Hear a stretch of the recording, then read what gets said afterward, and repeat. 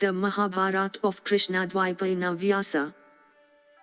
Translated into English prose from the original Sanskrit text by Pratap Chandra Roy C.I.E.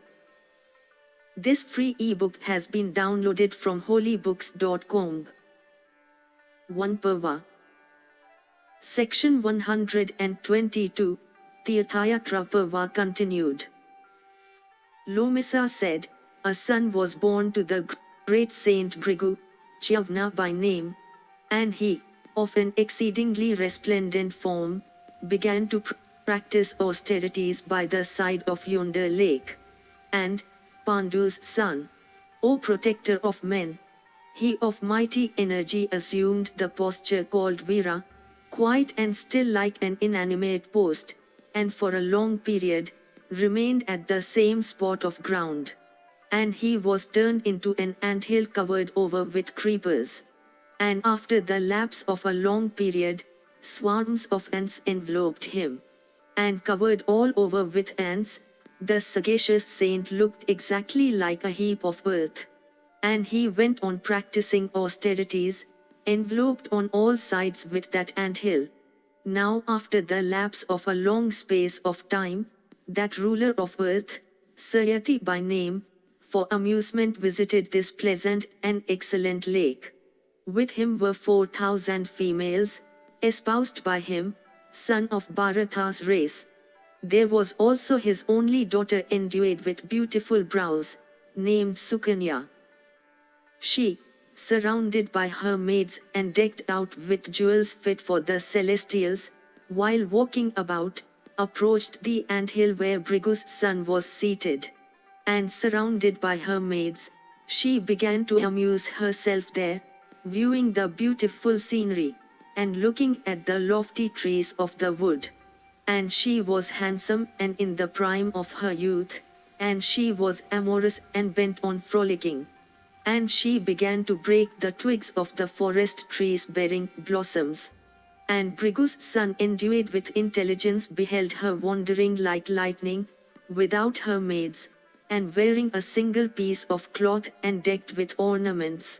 And seeing her in the lone forest, that ascetic of exceeding effulgence was inspired with desire. And that regenerate rishi possessing ascetic energy, who had a low voice, called the auspicious one, but she heard him not. Then seeing the eyes of Bhrigu's son from the anthill, Sukanya from curiosity and losing her sense, said, What is this? And with thorns pierced the eyes of the rishi.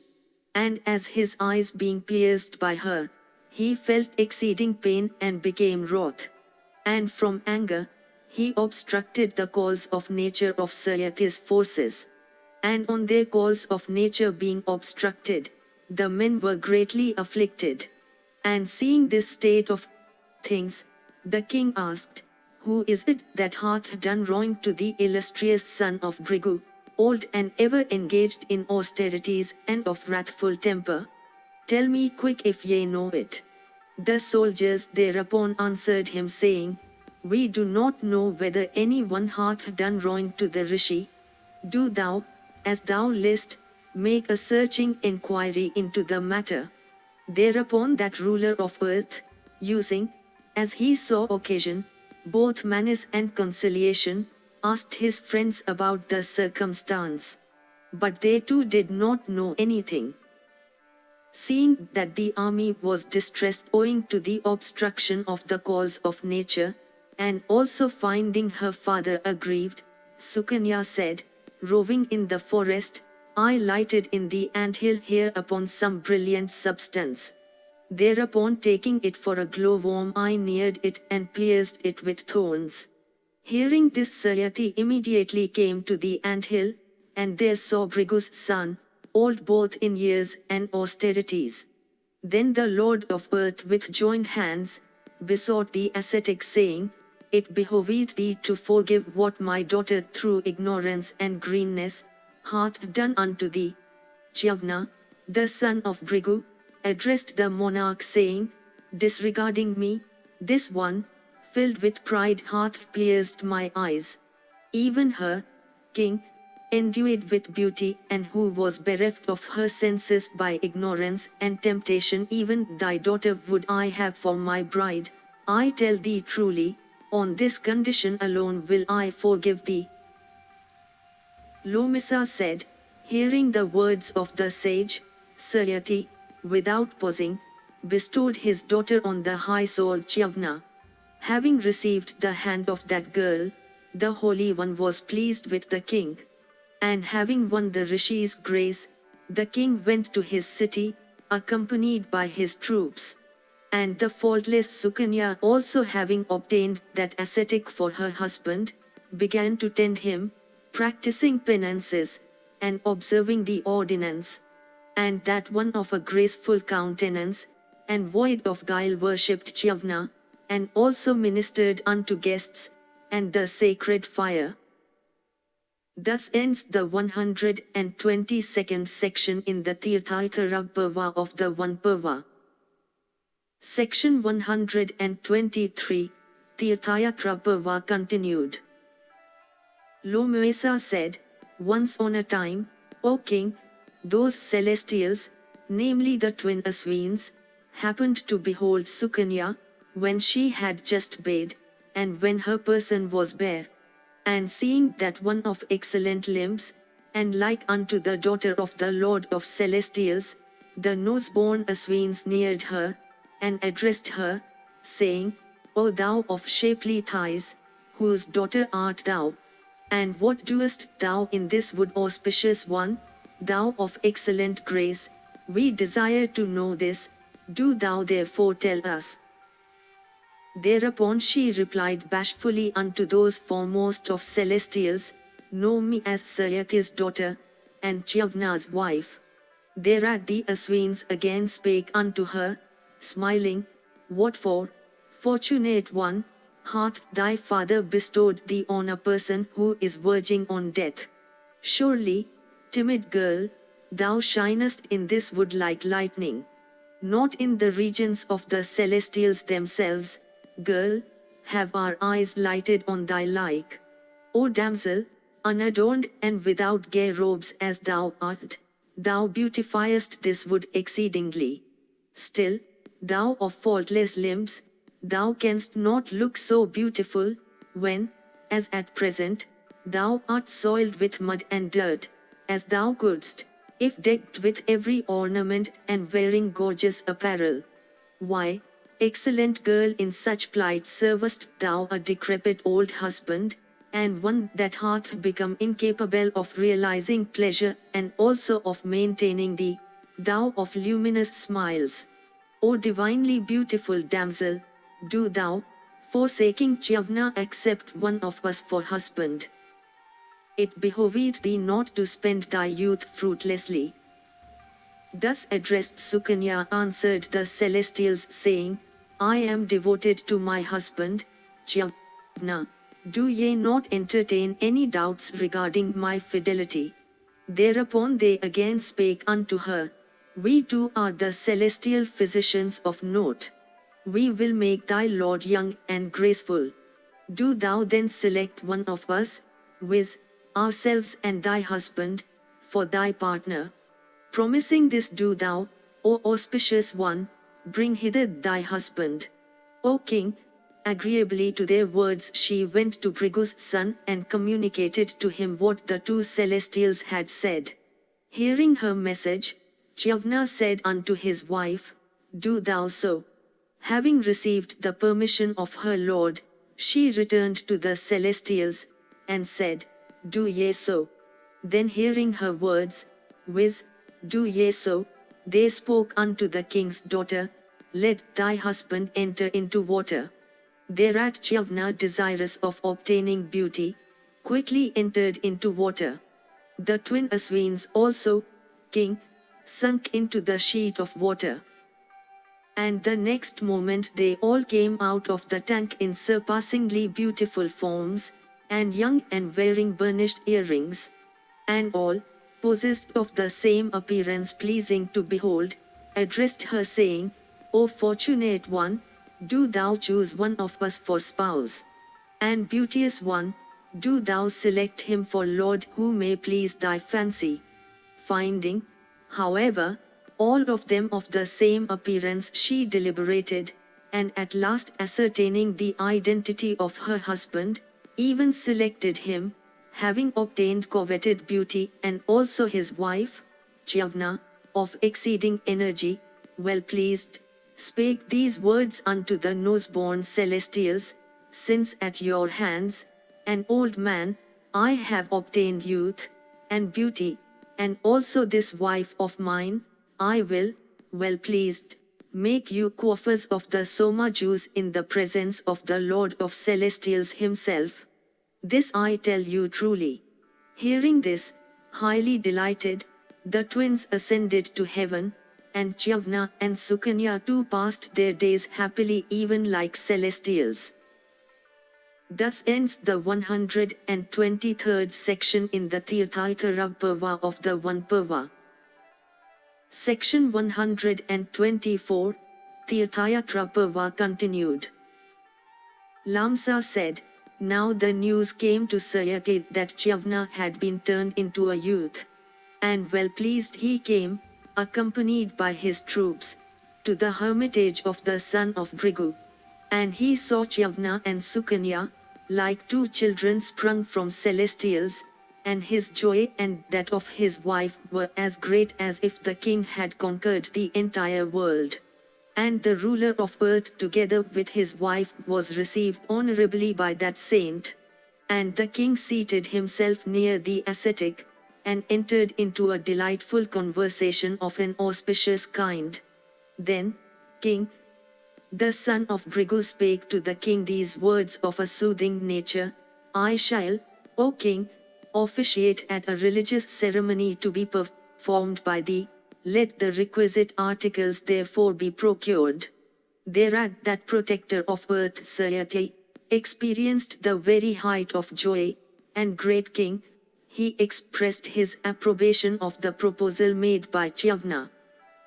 And on an auspicious day, suitable for the commencement of a sacrificial ceremony, C.I.E ordered the erection of a sacrificial shrine of an excellent description and splendidly furnished with all desirable things. There Chavna, the son of Bhrigu, officiated for the king as his priest. Now listen to me relating the wonderful events which happened at that spot. Chavna took up a quantity of the Soma juice, in order that he might offer the same to the Aswins, who were physicians to the celestials. And while the saint was taking up the intended offering for those celestial twins, Indra pronounced his interdiction, saying, These Aswins, both of them in my opinion, have no right to receive an offering of the Soma juice. They are the physicians of the celestials in heaven. This vocation of theirs hath disentitled them in the matter of Soma. Thereupon Chavna said, These two are of mighty enterprise, possessed of mighty souls, and uncommonly endued with beauty and grace.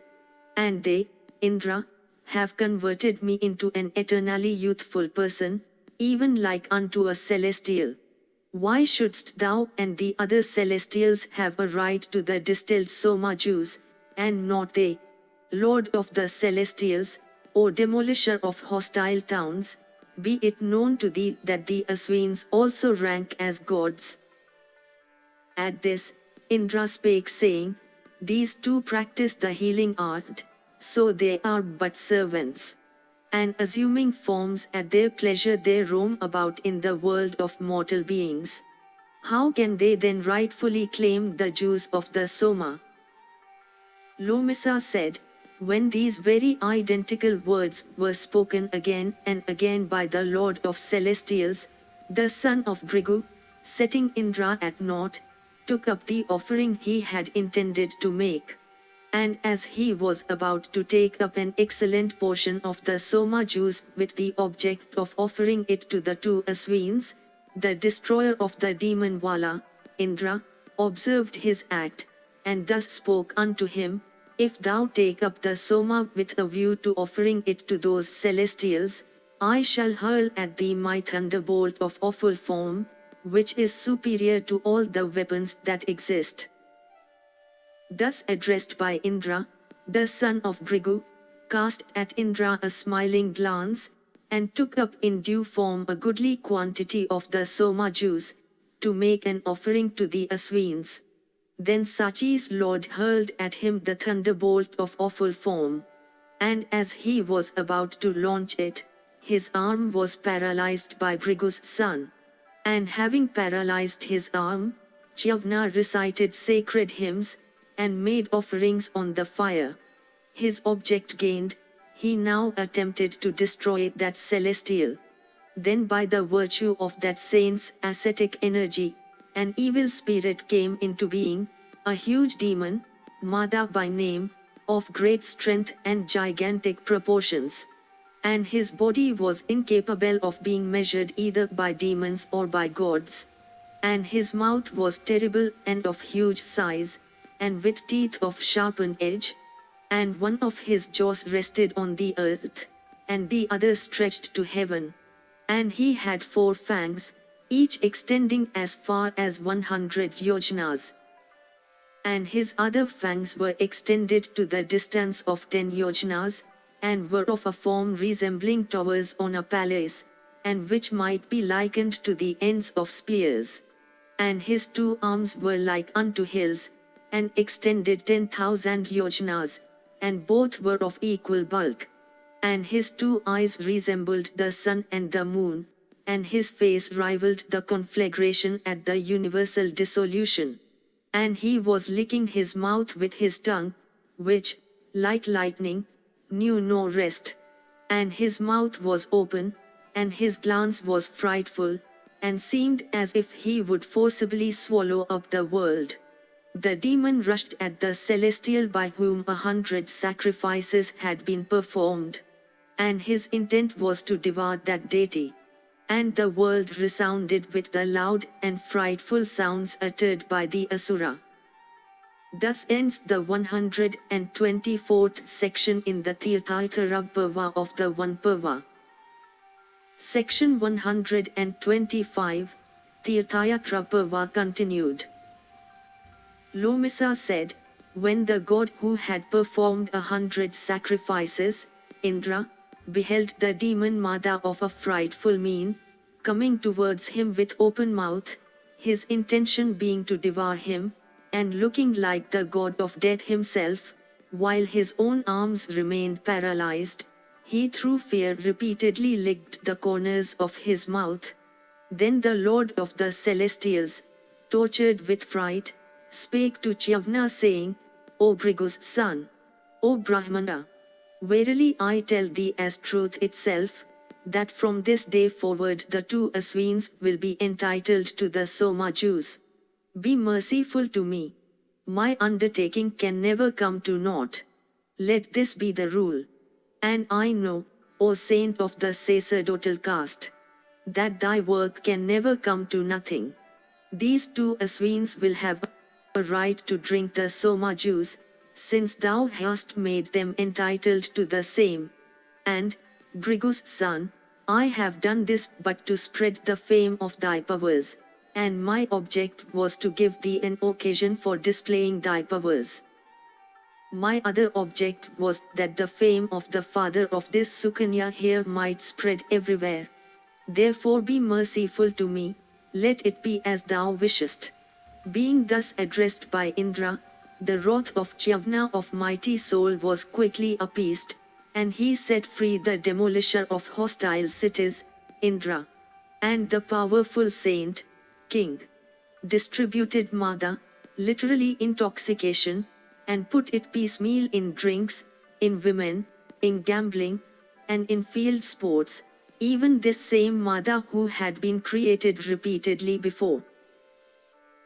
Having thus cast down the demon Mada and gratified Indra with a soma draught and assisted King Sayati in worshipping all the gods together with the 2 Aswins and also spread his fame for power over all the worlds, the best of those endued with speech passed his days happily in the wood, in the company of Sukanya, his loving wife. This is his lake, shining, O king. and resounding with the voice of birds. Here must thou, together with thy uterine brothers, offer libations of water to thy forefathers and the gods. And, O ruler of earth, O scion of Bharata's race, having visited it and Siktaksha also, thou shalt repair to the Sindhava wood, and behold a number of small artificial rivers. And, great king, scion of Bharata's race, thou shalt touch the waters of all the holy lakes and reciting the hymns of the gods Thanu, Shiva, meet with success in every undertaking. For this is the junction, most praiseworthy of men, of the two ages of the world, viz., Dwapara and Treta. It is a time, O Kunti's son, capable of destroying all the sins of a person. Here do thou perform ablutions, for the spot is able to remove all the sins of an individual. Yonder is the Akika hill, a dwelling place for men of cultured minds. Fruits of all the seasons grow here at all times and the streams run forever. It is an excellent place fit for the celestials. And there are the holy cairns of diverse forms, set up by the celestials. Yudhishthira. This is the bathing spot belonging to the moon. And the saints are in attendance here on all sides round. They are the dwellers of the wood and the Valkilyas, and the Pavakas, who subsist on air only. These are 3 peaks and 3 springs. Thou mayst walk round them all, one by one, then thou mayst wash thyself at pleasure. Santanu, O king, and Sunaka, the sovereign of men, and both Nara and Narayana have attained everlasting regions from this place. Here did the gods constantly lie down, as also the forefathers, together with the mighty saints. In this Akika hill, they all carried on austerities. Sacrifice to them, O Yudhishthira. Here did they, also the saints, eat rice cooked in milk, protector of men. And here is the Yamuna of an exhaustless spring. Krishna here engaged himself in a life of penances, Pandu's son. Thou that draggest the dead bodies of thy foes, the twin brothers, and Bhimsena and Krishna and all of us will accompany thee to this spot. Lord of men, this is the holy spring that belongeth to Indra. Here the creative and dispensing deity and Varuna also rose upward, and here too they dwelt, O king, observing forbearance, and possessed of the highest faith. This excellent and propitious hill is fit for persons of a kindly and candid disposition. This is that celebrated Yamuna, O king, frequented by hosts of mighty saints, the scene of diverse religious rites, holy, and destructive of the dread of sin. Here did Mandata himself, of a mighty bow, perform sacrificial rites for the gods, and so did Somaka, Kunti's son, who was the son of Sahdeva, and a most excellent maker of gifts. Thus ends the 125th section in the Tirthaitara Parva of the Vana Parva. Section 126, Tirthayatra Parva continued. Yudhishthira said, O great Brahmana, how was that tiger among kings, Mandata, Yuvana's son, born even he who was the best of monarchs and celebrated over the 3 worlds? And how did he of unmeasured luster attain the very height of real power, since all the 3 worlds were as much under his subjection, as they are under that of Vishnu of mighty soul? I am desirous of hearing all this in connection with the life and achievements of that sagacious monarch. I should also like to hear how his name of Mandata originated, belonging as it did to him who rivaled in luster Indra himself, and also how he of unrivaled strength was born, for thou art skilled in the art of narrating events. Lomuesa said, Hear with attention, king. how the name of Mangata belonging to that monarch of mighty soul hath come to be celebrated throughout all the world. Uranus, the ruler of the earth, was sprung from Ikshvaku's race. That protector of the earth performed many sacrificial rites noted for magnificent gifts. And the most excellent of all virtuous men performed 1,000 times the ceremony of sacrificing a horse. And he also performed other sacrifices of the highest order wherein he made abundant gifts. But that saintly king had no son. And he of mighty soul and rigid was made over to his ministers the duties of the state, and became a constant resident of the woods. And he of cultured soul devoted himself to the pursuits enjoined in the sacred writ. And once upon a time, that protector of men, O king, had observed a fast. And he was suffering from the pangs of hunger, and his inner soul seemed parched with thirst. And, in this state, he entered the hermitage of Bhrigu. On that very night, King of Kings, the great saint who was he of Bhrigu's race, had officiated in a religious ceremony, with the object that a son might be born to Saudumi, King of Kings. At the stood a large jar filled with water, consecrated with the relation of sacred hymns, and which had been previously deposited there. And the water was endued with the virtue that the wife of Saudumi would by drinking the same, bring forth a godlike son. Those mighty saints had deposited the jar on the altar and had gone to sleep, having been fatigued by keeping up the night. And as Saudumi passed them by, his palate was dry, and he was suffering greatly from thirst. And the king was very much in need of water to drink. And he entered that hermitage and asked for drink. And becoming fatigued, he cried in feeble voice, proceeding from a parched throat, which resembled the weak inarticulate utterance of a bird. And his voice reached nobody's ears. Then the king beheld the jar filled with water. And he quickly ran towards it, and having drunk the water, put the jar down. And as the water was cool, and as the king had been suffering greatly from thirst, the draught of water relieved the sagacious monarch and appeased his thirst. Then those saints together with him of ascetic wealth, awoke from sleep, and all of them observed that the water of the jar had gone. Thereupon they met together and began to inquire as to who might have done it. Then Uranus truthfully admitted that it was his act. Then the revered son of Bhrigu spake unto him, saying, It was not proper. This water had an occult virtue infused into it, and had been placed there with the object that a son might be born to thee. Having performed severe austerities, I infused the virtue of my religious acts in this water, that a son might be born to thee, O saintly king of mighty valor and physical strength. A son would have been born to thee of exceeding strength and valor, and strengthened by austerities, and who would have sent by his bravery even Indra to the abode of the god of death. It was in this manner, king, that this water had been prepared by me. By drinking this water, O king, thou hast done what was not at all right. But it is impossible now for us to turn back the accident which hath happened. Surely what thou hast done must have been the fiat of fate.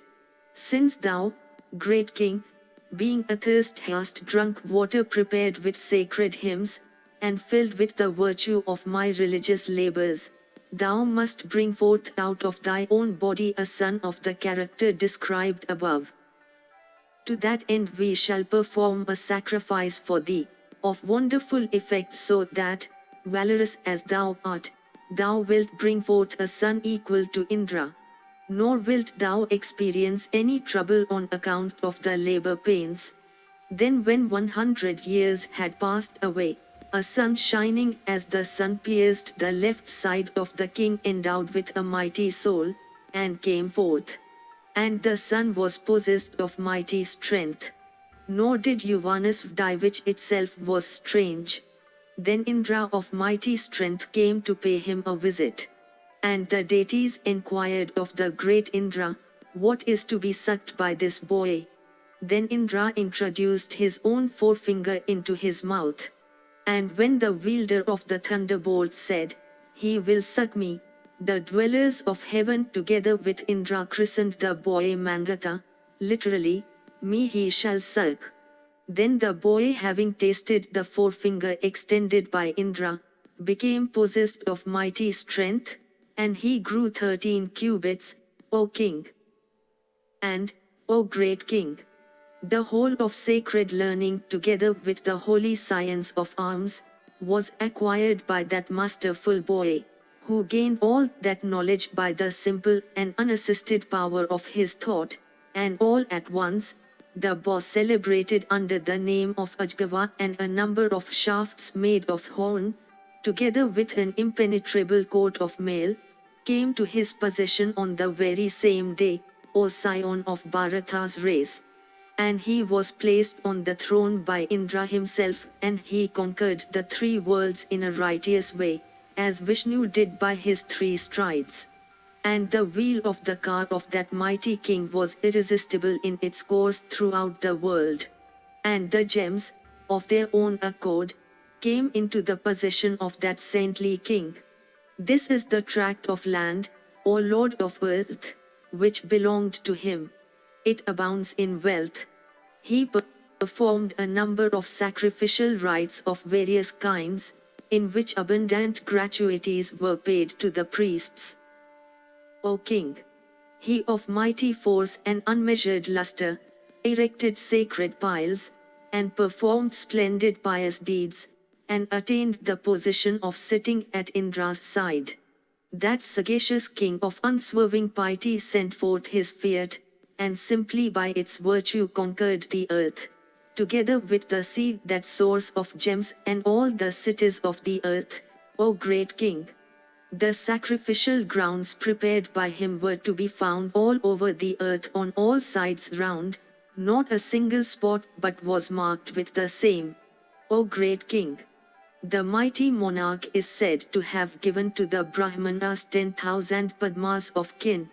When there was a drought, which continued for 12 consecutive years, the mighty king caused rain to come down for the growth of crops, paying no heed to Indra, the wielder of the thunderbolt, who remained staring at him. The mighty ruler of the Gandhara land, born in the lunar dynasty of kings, who was terrible like a roaring cloud, was slain by him, who wounded him sorely with his shafts. O king!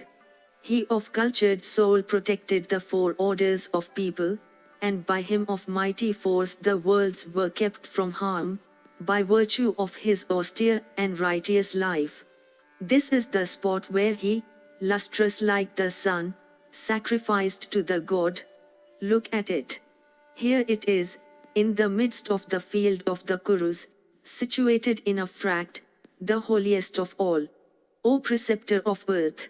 Requested by thee, I have thus narrated to thee the great life of Mangata, and also the way in which he was born, which was a birth of an extraordinary kind. Vasampayana said, O scion of Bharata's race, Kunti's son, thus addressed by the mighty saint, Lomisa, immediately put fresh questions to him, with regard to Somaka. Thus ends the 126th section in the Tirthayatara Parva of the Vana Parva. Section 127, Tirthayatara Parva continued.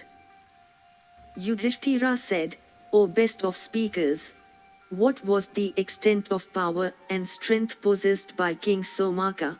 I am desirous of hearing an exact account of his deeds and of his power.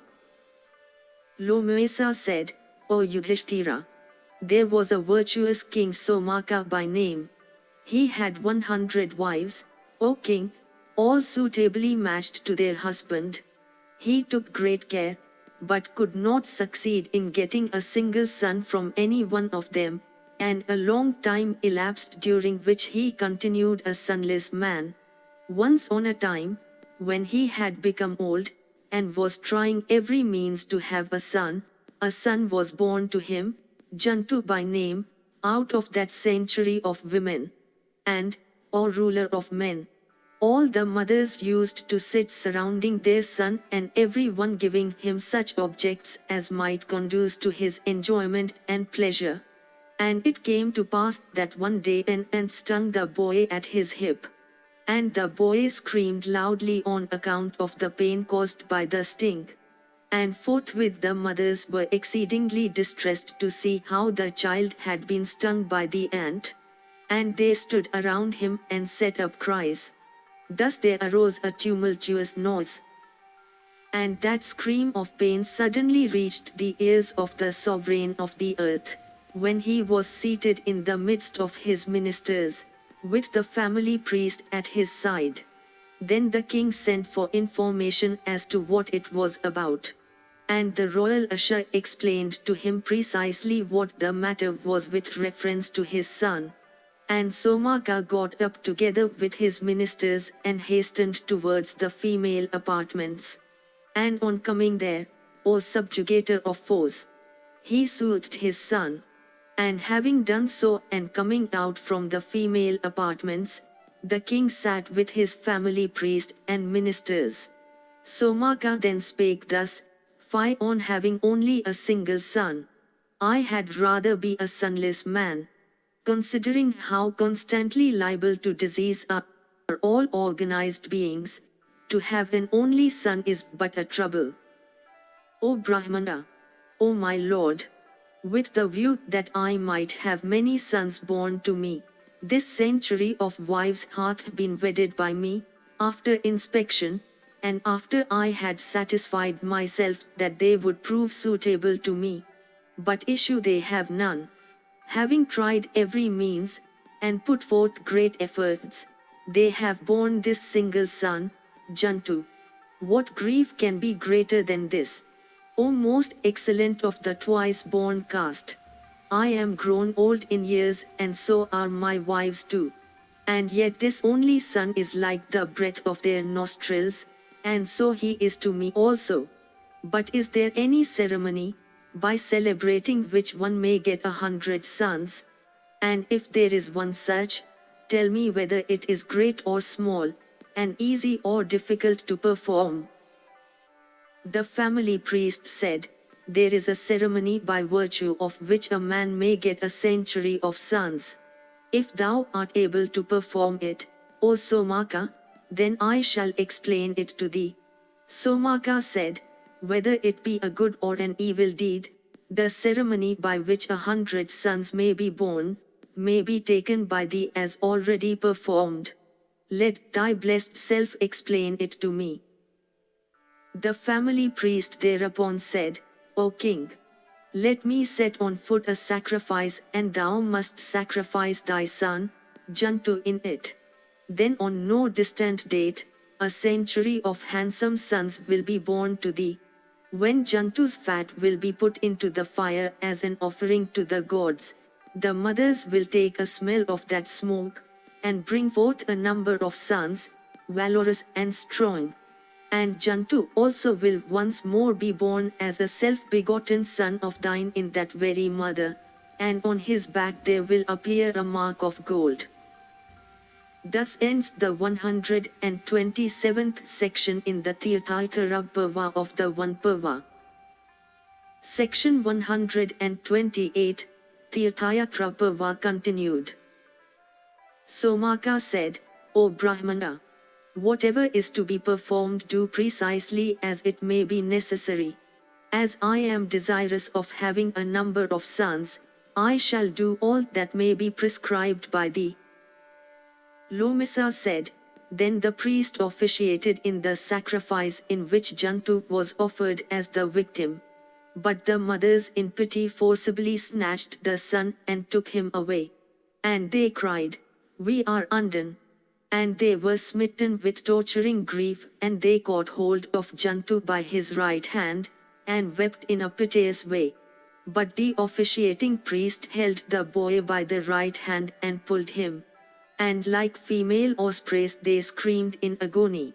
But the priest dragged the son, killed him and made a burnt offering of his fat in the proper form. And, O delight of the race of Kuru!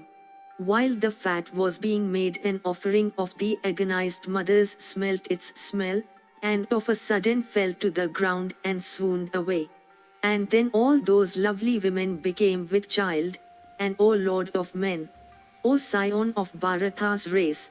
When 10 months had passed, a full century of sons was born to Somaka, begotten on all those women.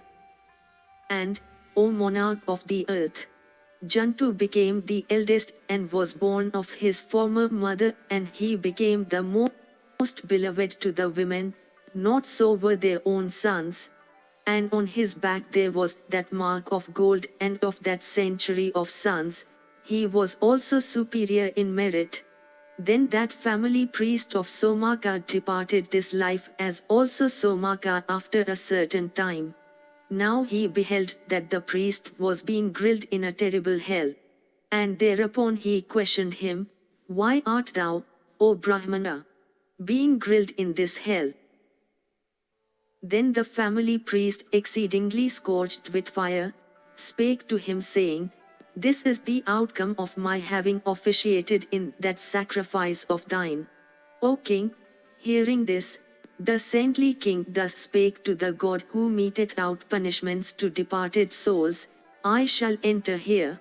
Set free my officiating priest, this revered man is being grilled by hellfire on my account only. Dharmaraj thereat answered thus, One cannot enjoy or suffer for another person's acts. O best of speakers! These are the fruits of thy acts, see it here. Somaka said, Without this Brahmana here, I desire not go to the blessed regions.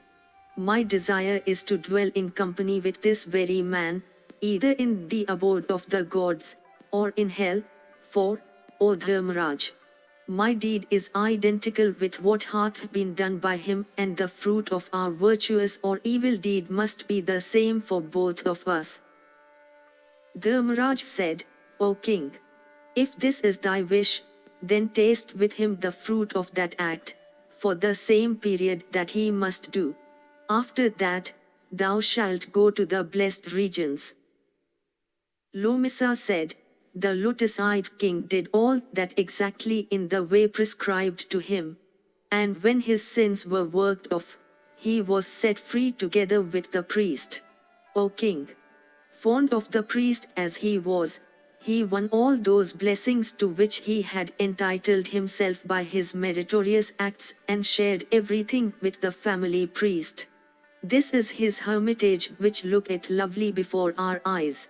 Anyone would attain the blessed regions, if he should spend 6 nights here controlling his passions. O King of Kings! O leader of the tribe of Kurus! Here, free from excitement and self-controlled, we must spend 6 nights. Be thou ready therefore.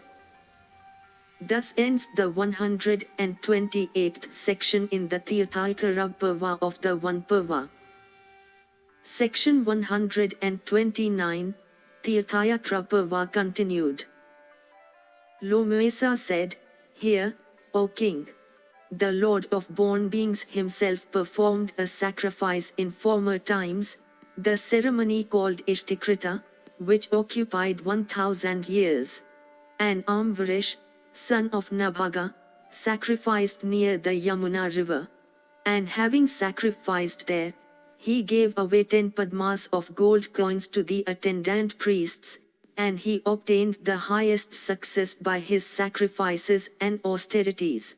And, O Kunti's son, this is the spot where that sovereign of the entire earth, Nahusha's son, Yayati, of unmeasured force, and who led a holy life, performed his sacrificial rites.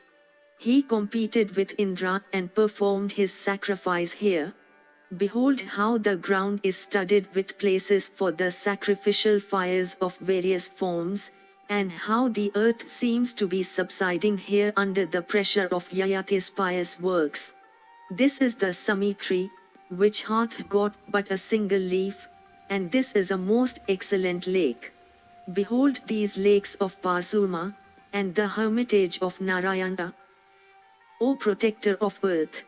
This is the path which was followed by Richika's son, of unmeasured energy, who roamed over the earth, practicing the yoga rites in the river Raupia, and, O delight of the tribe of Kurus. Here what a Pisacha woman, she-goblin, who was decked with pestles for her ornaments, said to a Brahmana woman, as I was reciting here the table of genealogy. She said, having it anchored in Ugandhara, and lived in Achutesthala, and also bathed in Bhutilaya, thou shouldst live with thy sons. Having passed a single night here, if thou wilt spend the second, the events of the night will be different from those that have happened to thee in the daytime. O most righteous of Bharata's race! Today we shall spend the night at this very spot. O scion of Bharata's race! This is the threshold of the field of the Kurus. O king! At this very spot, the monarch Yayati, son of Nahursha, performed sacrificial rites, and made gifts of an abundance of gems. And Indra was pleased with those sacred rites. This is an excellent holy bathing place on the river Yamuna, known as Plakshavetrana, descent of the banyan tree. Men of cultured minds call it the entrance to the region of heaven. O respected sir! Here, after having performed sacrificial rites of the Saraswata kind, and making use of the sacrificial stake for their pestle, the highest order of saints performed the holy plunge prescribed at the end of a sacred ceremony, O monarch. King Bharata here performed sacrificial rites.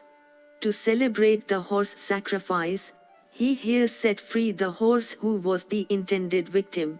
That monarch had won the sovereignty of the earth by righteousness. The horses he let go more than once were of a color checkered with black. O tiger among men! It was here that Maruta, sheltered by Samvarta, leader of saints, succeeded in performing excellent sacrifices. O sovereign of kings, having taken his bath at this spot, one can behold all the worlds, and is purified from his evil deeds. Do thou, therefore, bathe at this spot. Vasampayana said, then that most praiseworthy of Pandu's sons, there bathed with his brothers, while the mighty saints were uttering laudatory words to him. And he addressed the following words to Lomisa, O thou whose strength lieth in truthfulness! By virtue of this pious act, I behold all the worlds. And from this place, I behold that most praiseworthy of Pandu's sons Arjuna, the rider of white steed. Lomisa said, it is even so, O thou of powerful arms, I the saints of the highest order thus behold all the regions. Behold this holy Saraswati here, thronged by persons who look upon her as their sole refuge. O most praiseworthy of men! Having bathed here, thou wilt be free from all thy sins. O Kunti's son! Here the celestial saints performed sacrificial rites of Saraswata kind, and so did the saints and the royal saints. This is the altar of the Lord of Beings, 5 yojnas in extent on all sides round. And this is the field of the magnanimous Kurus, whose habit it was to perform sacrifices. Thus ends the 129th section in the Tirthaltara Parva of the Vana Parva. Section 130, Tirthayatra Parva continued. Lomisa said, O son of Bharata's race! If mortals breathe their last at this spot, they go to heaven. O king! Thousands upon thousands of men come to this place to die. A blessing was pronounced on this spot by Daksha, when he was engaged in sacrifice here, in these words. Those men that shall die at this spot shall win a place in heaven. Here is the beautiful and sacred river, Saraswati, full of water, and here, O Lord of men, is the spot known as Vinasana, or the place where the Saraswati disappeared. Here is the gate of the kingdom of the Nishdas, and it is from hatred for them that the Saraswati entered into the earth in order that the Nishdas might not see her. Here too is the sacred region of Chamashodvela where the Saraswati once more became visible to them. And here she is joined by other sacred rivers running seawards. O conqueror of foes, here is the sacred spot known by the name of Sindhu where Lopamudra accepted the great sage Agastya as her lord, and, O thou whose effulgence is like unto that of the sun, here is the sacred Tirtha called Prabhasa, the favored spot of Indra and which removeth all sins. Yonder is visible the region of Vishnupta. And here is the delightful and sacred river, Vipasa.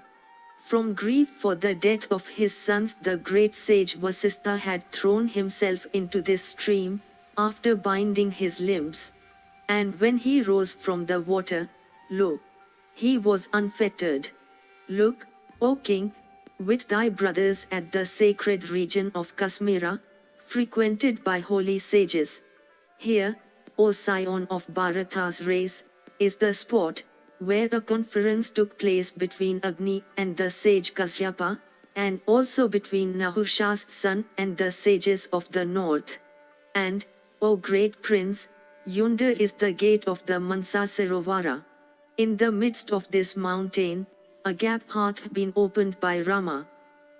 And here, O prince of prowess incapable of being baffled, is the well-known region of Vatikanda, which, although adjacent to the gate of Videha, lieth on the north of it. And, O bull among men, there is another very remarkable thing connected with this place, namely, that on the waning of every yuga, the god Shiva, having the power to assume any shape at will, may be seen with Uma and his followers. In yonder lake also people desirous of securing welfare to the family, propitiate with sacrifices the holder of the great Bopinaka, in the month of Chaitra, and persons of devotion having passions under control, performing their ablutions in this lake, become free from sins and, without doubt, attain to the holy regions. Here is the sacred Tirtha called Ujjanka, where the holy sage Vasistha with his wife Arundhati and also the sage Yavkri obtained tranquility. Yonder is the lake Kosava, where grow the lotuses called Kosesaya, and here also is the sacred hermitage of Rukmini, where she attained peace, after conquering that evil passion, anger. I think, O prince, that thou hast heard something about that man of meditations, Brigotunga. There, O king, before thee is that lofty peak. And, O foremost of kings, yonder is Vitasta, the sacred stream that absolveth men from all sins. The water of this stream is extremely cool and limpid, and it is largely used by the great sages. O prince, behold the holy rivers Jala and Upajla, on either side of the Yamuna. By performing a sacrifice here, King Yushinara surpassed in greatness Indra himself. And, O descendant of Bharata, desirous of testing Yushinara's merit and also of bestowing boons on him, Indra and Agni presented themselves at his sacrificial ground. And Indra, assuming the shape of a hawk, and Agni that of a pigeon, came unto that king. And the pigeon, in fear of the hawk, fell upon the king's thigh, seeking his protection. Thus ends the 130th section in the Tirthaitara Parva of the Vana Parva. Section 131, Tirthayatra Parva continued. The hawk said, all the kings of the earth represent thee as a pious ruler. Wherefore, O prince, hast thou then stooped to perpetrate a deed not sanctioned by the ordinance? I have been sore afflicted with hunger. Do thou not withhold from me that which hath been appointed by the deity for my food, under the impression that thereby thou servest the interests of virtue, whereas in reality, thou wilt forsake it by committing thyself to this act. Thereupon, the king said, O best of the feathered race, afflicted with fear of thee, and desirous of escaping from thy hands, this bird, all in a hurry, hath come unto me asking for life. When this pigeon hath in such a manner sought my protection, why dost thou not see that the highest merit is even in my not surrendering it unto thee? And it is trembling with fear, and is agitated, and is seeking its life from me. It is therefore certainly blameworthy to forsake it. He that slayeth the Brahmana, he that slaughtereth a cow, the common mother of all the worlds, and he that forsaketh one seeking for protection are equally sinful. Thereat the hawk replied, O Lord of earth, it is from food that all beings derive their life, and it is food also that nourisheth and sustaineth them. A man can live long even after forsaking what is dearest to him, but he cannot do so after abstaining from food. Being deprived of food, my life, or ruler of men, will surely leave this body, and will attain to regions unknown to such troubles. But at my death, O pious king, my wife and children will surely perish, and by protecting this single pigeon, O prince, thou dost not protect many lives. The virtue that standeth in the way of another virtue, is certainly no virtue at all, but in reality is unrighteousness. But, O king, whose prowess consisteth in truth, that virtue is worthy of the name, which is not conflicting. After instituting a comparison between opposing virtues, and weighing their comparative merits, one, O great prince, ought to espouse that which is not opposing. Do thou, therefore, O king, striking a balance between virtues, adopt that which preponderates. At this the king said, O best of birds, as thou speakest words fraught with much good, I suspect thee to be Suparna, the monarch of birds. I have not the least hesitation to declare that thou art fully conversant with the ways of virtue. As thou speakest wonders about virtue, I think that there is nothing connected with it that is unknown to thee. How canst thou then consider the forsaking of one, seeking for help, as virtuous? Thy efforts in this matter, O ranger of the skies, have been in quest of food. Thou canst, however, appease thy hunger with some other sort of food, even more copious. I am perfectly willing to procure for thee any sort of food that to thee may seem most tasteful, even if it be an ox, or a boar, or a deer, or a buffalo. Thereupon the hawk said, O great king, I am not desirous of eating the flesh of a boar or an ox or the various species of beasts. What have I to do with any other sort of food? Therefore, O bull among the Kshatriyas, leave to me this pigeon, whom heaven hath today ordained for my food, O ruler of earth. That hawks eat pigeons is the eternal provision. O prince, do not for support embrace a plantain tree, not knowing its want of strength. The king said, Ranger of the skies, I am willing to bestow on thee this rich province of my race, or any other thing that to thee may seem desirable. With the sole exception of this pigeon, which hath approached me craving my protection, I shall be glad to give unto thee anything that thou mayst like. Let me know what I shall have to do for the deliverance of this bird. But this I shall not return to thee on any condition whatever. The hawk said, O great ruler of men, if thou hast conceived an affection for this pigeon, then cut off a portion of thine own flesh, and weigh it in a balance, against this pigeon. And when thou hast found it equal in weight to the pigeon, then do thou give it unto me, and that will be to my satisfaction. Then the king replied, This request of thine, O hawk, I consider as a favor unto me, and, therefore, I will give unto thee even my own flesh, after weighing it in a balance. Lomesa said, saying this, O mighty son of Kunti, the highly virtuous king cut off a portion of his own flesh, and placed it in a balance, against the pigeon.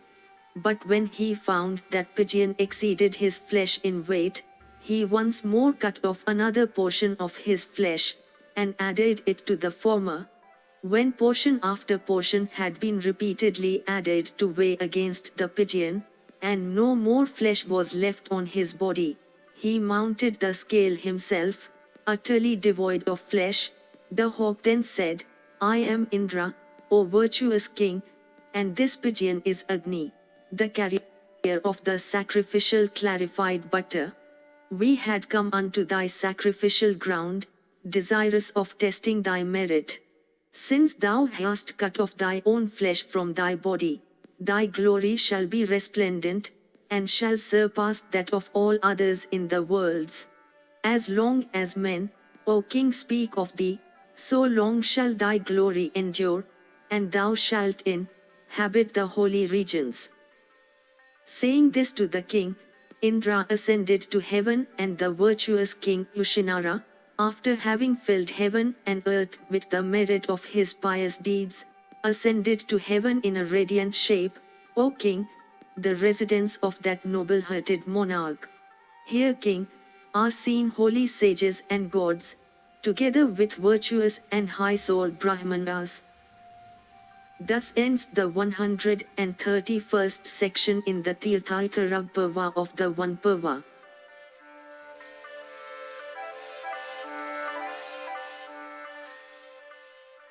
If you enjoyed this audiobook, please like and subscribe to be notified of when new audiobooks are uploaded.